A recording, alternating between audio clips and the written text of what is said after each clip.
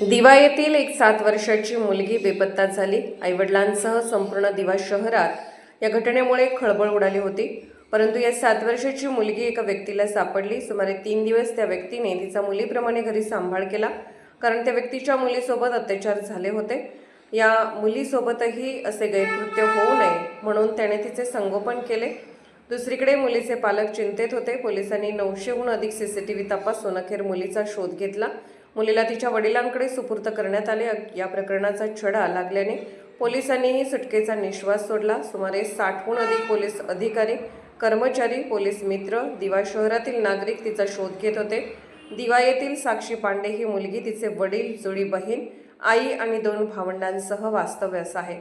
वडील भिवंडीतील रांगोळीच्या एका कारखान्यात काम करतात। सुमारे 5 महिन्यापूर्वी ते उत्तर प्रदेश येथून दिवा येथे राहण्यासाठी आले होते। 28 मे या दिवशी रात्री 8:30 वाजण्याच्या सुमारास ती खाऊ आणण्यासाठी घराबाहेर पडली आणि परतली नाही। तिच्या आईवडिलांनी आणि परिसरातील रहिवाशांनी तिचा शोध सुरू केला, परंतु तिचा शोध लागला नाही। अखेर तिच्या वडिलांनी मुंब्रा पोलीस ठाण्यात तक्रार दाखल केली। या तक्रारीच्या आधारे गुन्हा दाखल झाला। गुन्ह्याची माहिती मिळताच सहाय्यक पोलीस आयुक्त प्रिया ढमाळे आणि मुंब्रा पोलीस ठाण्याचे वरिष्ठ पोलीस निरीक्षक अनिल शिंदे हे मुलीच्या घरी गेले। त्यांनी मुलीची माहिती घेतल्यानंतर तिचा शोध घेण्यासाठी 6 पथके तयार केली। दिवा शहरात अनेक इमारतींना जिने नाहीत, त्यामुळे 5 ते 6 मजले चढून पोलिसांनी या भागातील इमारती गच्ची तपासल्या। परिसरातील गटार चेंबरमध्ये पाहणी केली, परंतु मुलीचा शोध लागला नाही। दरम्यान एका इमारतीच्या सीसीटीव्ही चित्रीकरणामध्ये मुलगी दिवा आगासन मागे छत्रपती शिवाजी महाराज चौकाच्या दिशेने जाताना दिसली। त्यानंतर ती दिवा स्थानकातील फलाट क्रमांक 1 वरील 28 मे या दिवशी रात्री 10:57 वाजण्याच्या सुमारास अंबरनाथ लोकरमध्ये प्रवेश करताना सीसीटीव्ही चित्रीकरणात दिसली। पोलिसांच्या पथकाने कोपर, डोंबिवली, ठाकुर्ली, कल्याण, विठ्ठलवाडी, उल्हासनगर, अंबरनाथ या रेल्वे स्थानकात त्यांची पथके पाचारण केली। त्यानंतर एका सीसीटीव्ही कॅमेऱ्यात रात्री 12 वाजण्याच्या सुमारास मुलगी एका व्यक्तीसोबत अंबरनाथ स्थानकात उतरताना दिसले। त्यानंतर दोघेही बदलापूर लोकलमध्ये चढले आणि मध्यरात्री बदलापूर स्थानकात उतरताना दिसले। मुलगी बदलापूरमध्ये असल्याचे समजताच पोलिसांच्या पथकाने बदलापूरमध्ये जाऊन तिचा शोध सुरू केला।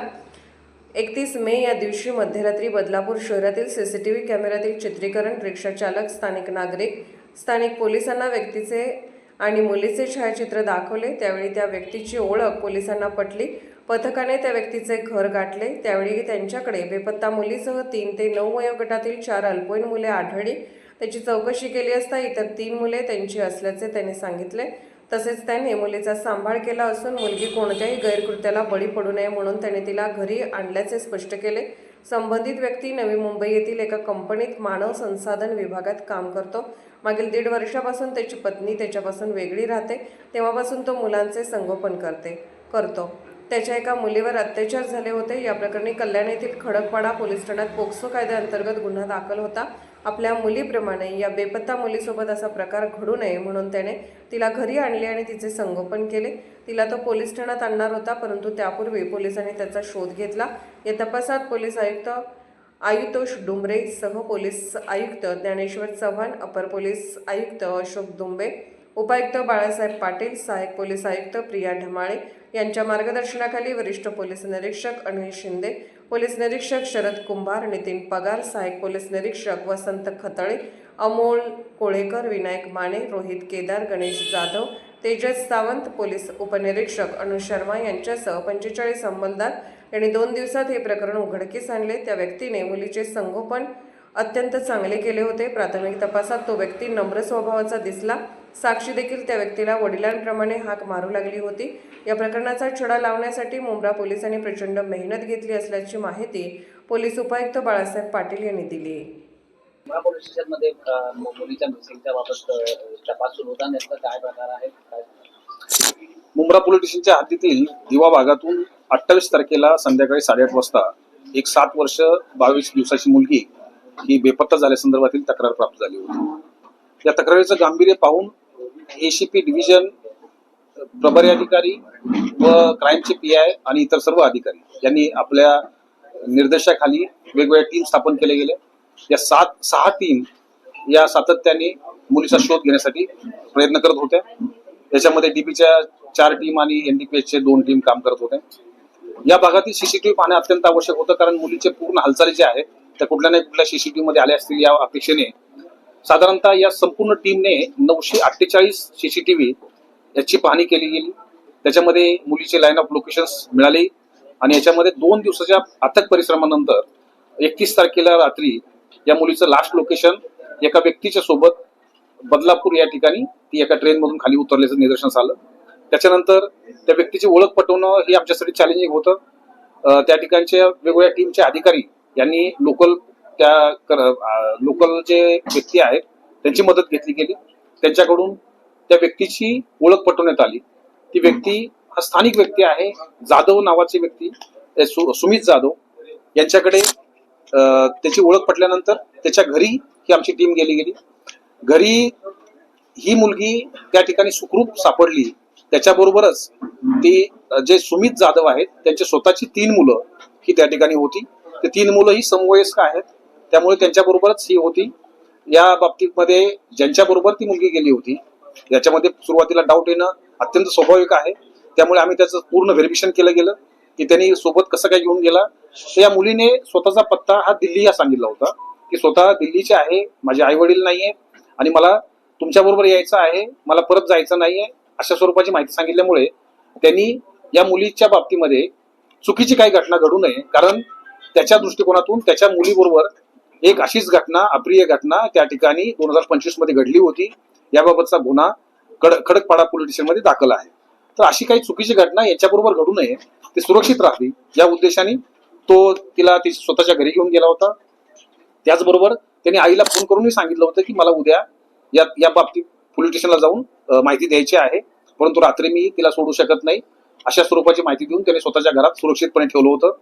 2च दिवसामध्ये ही मुलगी त्याला पप्पा म्हणत होती. एवढं चांगलं वातावरण, त्यांनी एवढं प्रेम ह्या मुलीला दिलं होतं. या मुलीचे संपूर्ण व्हेरिफिकेशन झालेलं आहे, मेडिकल झालेले आहे, याच्यामध्ये कुठल्याही स्वरूपाची चुकीची माहिती समोर आलेली नाहीये. त्यामुळे हा गुन्हा हा तिला सुखरूप मिळवण्यापुरता नसून पुढे तिच्या आई वडिलांची काय परिस्थिती आहे, या व्यक्तीने जे सांगितलेली गोष्ट आहे ती खरी आहे की खोटी आहे याचं व्हेरिफिकेशन सुद्धा अद्याप आमची टीम करत आहे. आतापर्यंतच्या व्हेरिफिकेशन नुसार हे सिद्ध झालेलं आहे की ज्यांनी घेऊन गेलेला आहे त्याचा मालफाईड इंटेन्शन काही नव्हतं. पुढील तपास PSI Sharma Mumbra police station हे करत आहे. स्टडी रोड सर, इधर जाना चाहिए कि सरकार की घटना है और क्या वजह थी लड़की को लेके जाने की? मुंब्रा पुलिस स्टेशन के एरिया में दीवा एरिया से एक 7 साल 22 दिन की लड़की जिसका उम्र 7 साल 22 दिन, वो लड़की लापता हुई थी 28 तारीख को. उसका कंप्लेंट रिसीव होने के बाद मुंब्रा पुलिस स्टेशन के इंचार्ज ऑफिसर, सभी सीनियर ऑफिसर्स और वहाँ के ACP उन्होंने अलग अलग टीम बना के इसका जो खोज शुरू कर दिया.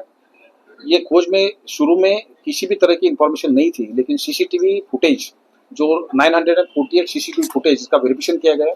उसके बाद उसका लाइन ऑफ लोकेशन फिक्स करके अंबरनाथ में रात को 12 बजे के बाद वो एक आदमी के साथ वहाँ पे ट्रेन से उतरी थी. उसके बाद जिसके साथ वो थी उसका वेरिफिकेशन करना, उसका आइडेंटिटी फिक्स करना ये बहुत जरूरी था. तो लोकल लोगों ने उसमें बहुत सारी मदद की. उसका आइडेंटिफिकेशन फिक्स हुआ. उसके बाद उसके घर जाके उसको वहां से बरामद किया गया. लेकिन सभी वेरिफिकेशन होने के बाद ये पता चला कि निश्चित तौर पे उसने जिसके साथ वो लड़की थी उसने उसके सुरक्षा हेतु उसको साथ में लेके गया था, क्योंकि खुद के लड़की के साथ भी ऐसा ही घटना कुछ अप्रिय घटना 2025 में हुई थी. तो इसी टाइप की घटना इसके साथ भी नहीं होनी चाहिए, ये हेतु से उसने ये लड़की को साथ में लेके गया था. उसका वेरिफिकेशन, आगे का इन्वेस्टिगेशन तो PSI Sharma Mumbra police station ये कर रही है. सर, जो आदमी को लेके गया था उसका बैकग्राउंड क्या था, किसके बारे में बात? जो आदमी लेके गया था वो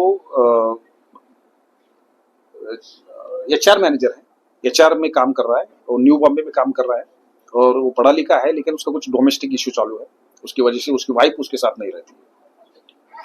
थैंक यू.